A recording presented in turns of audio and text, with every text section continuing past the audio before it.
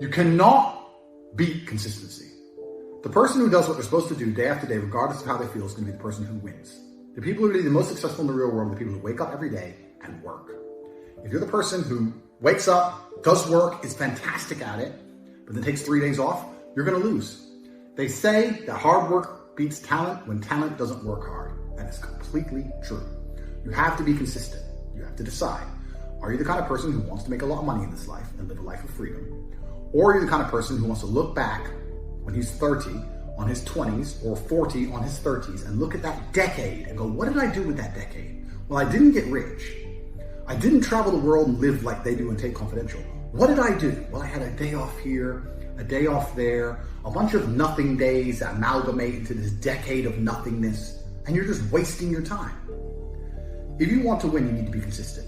You don't need to be the smartest, not at all. But you have to be the guy who's there day after day. And I guarantee you, I will guarantee you right now, IQ has nothing to do with how successful you'll be as a real world student.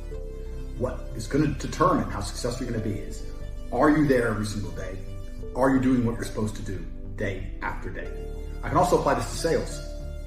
I knew guys who were terrible on the phone. Back in my day on sales, you used to have to call companies. I was smooth, I was the best.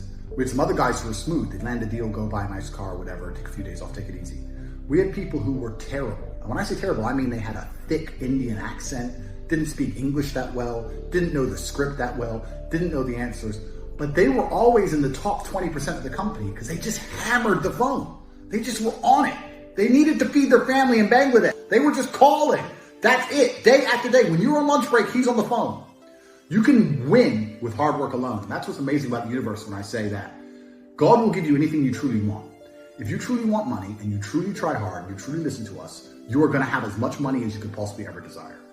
But if you think you want money, but you kind of want something else, or if you're arrogant, or if you're lazy, you're going to end up somewhere in the middle if you're lucky and talented. And if you're not talented, you're going to end up at the bottom.